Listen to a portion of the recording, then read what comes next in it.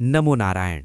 ब्रज की इस पावन माटी में हजारों कथाएं दफन हैं, लेकिन आज मैं आपको जो सुनाने जा रहा हूं वो भक्ति का कोई साधारण अध्याय नहीं, बल्कि प्रेम की वो पराकाष्ठा है जहां भगवान और भक्त के बीच का अंतर ही मिट गया। क्या आपने कभी कल्पना की है कि साक्षात ब्रह्मांड का रचयिता, जिसके एक इशारे पर सृष्टि नाचती है, वो अपने एक भक्त की पीठ पर बैठकर घोड़ा घोड़ा खेल रहा हो?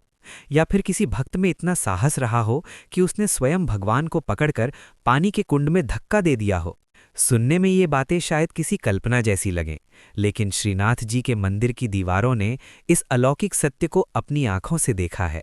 ये गाथा है महाप्रभु वल्लभाचार्य जी के लाडले और श्रीनाथ जी के अनन्य सखा गोविंद दास जी की।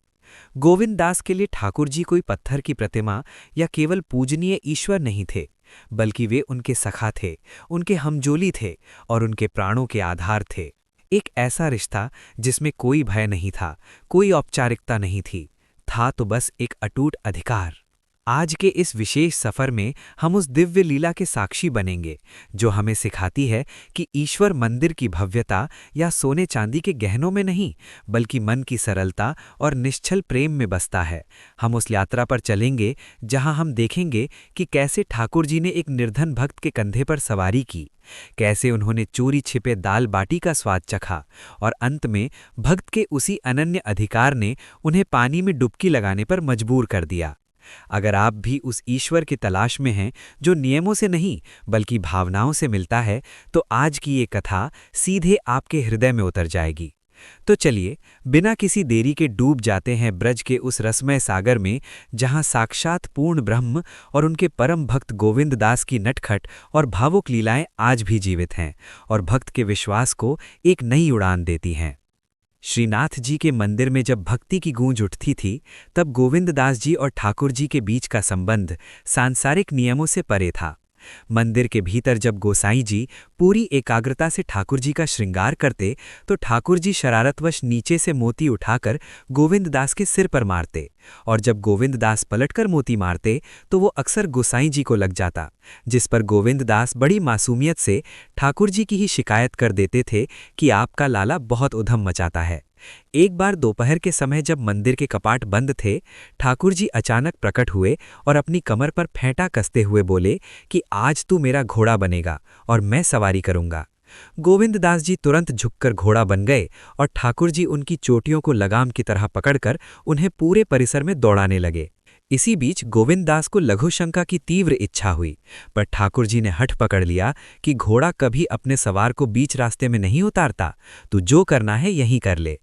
प्रभु की आज्ञा मानकर गोविंद दास ने मर्यादा छोड़ दी, जिसकी शिकायत जब लोगों ने गोसाई जी से की तो गोसाई जी ये सुनकर रो पड़े कि साक्षात प्रभु भक्त की पीठ पर सवारी कर रहे हैं।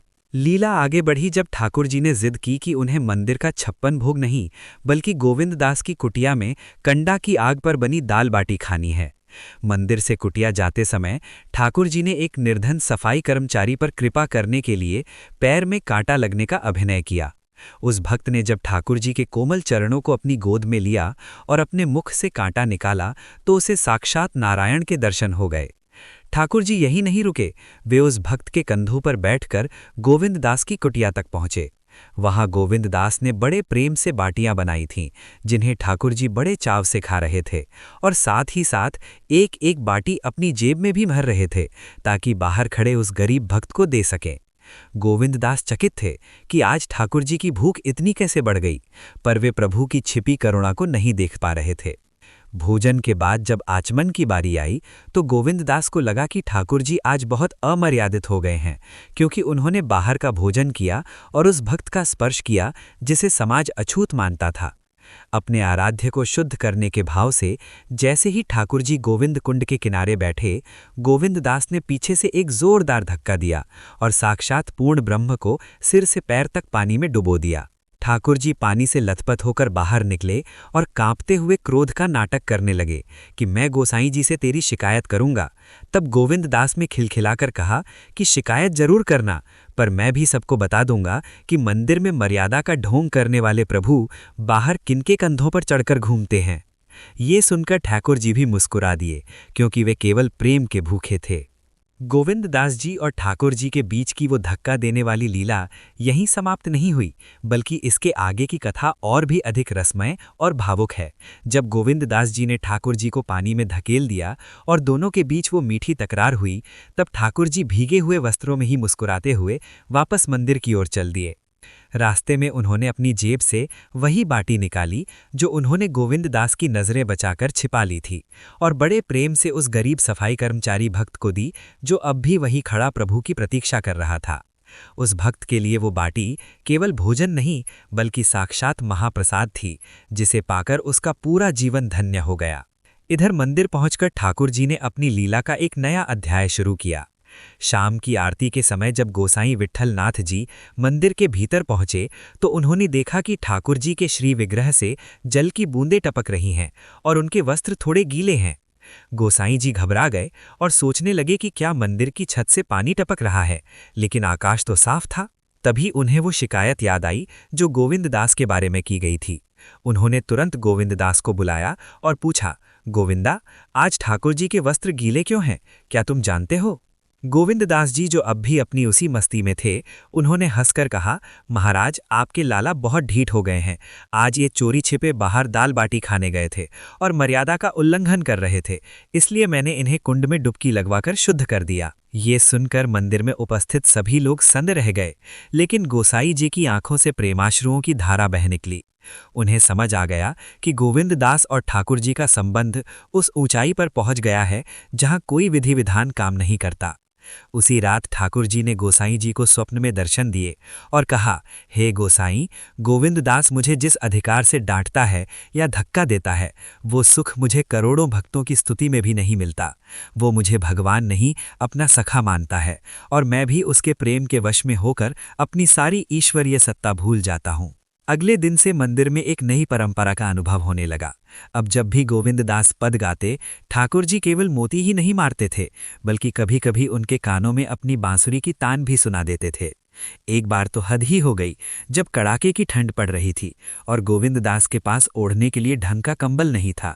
ठाकुर जी ने मंदिर का कीमती रत्न जड़ित दुशाला अपनी मूरत से उतारकर सोते हुए गोविंद दास के ऊपर डाल दिया। सुबह जब गोसाई जी ने वो दुशाला गोविंद दास के पास देखा तो वे समझ गए कि अब ठाकुर जी और उनके इस अनन्य भक्त के बीच कोई पर्दा नहीं रहा। गोविंद दास जी अंत समय तक ठाकुर जी के साथ इसी सखा भाव में रहे और अंततः गिरिराज जी की तलहटी में ही प्रभु की नित्य लीला में विलीन हो गए। उनकी ये कथा आज भी हमें सिखाती है कि भगवान को पाने के लिए पांडित्य की नहीं बल्कि उस निश्चल प्रेम और अधिकार की आवश्यकता है जो एक मित्र का अपने मित्र पर होता है। तो दोस्तों, ये थी गोविंद दास जी और ठाकुर जी की वो पावन लीला जो हमें ये सिखाती है कि ईश्वर मंदिर की भव्यता या सोने चांदी के गहनों में नहीं बल्कि मन की सरलता और निश्चल प्रेम में बसता है। हम उस यात्रा पर चलेंगे जहां हम देखेंगे कि कैसे ठाकुर जी ने एक निर्धन भक्त के कंधे पर सवारी की, कैसे उन्होंने चोरी छिपे दाल बाटी का स्वाद चखा और अंत में भक्त के उसी अनन्य अधिकार ने उन्हें पानी में डुबकी लगाने पर मजबूर कर दिया।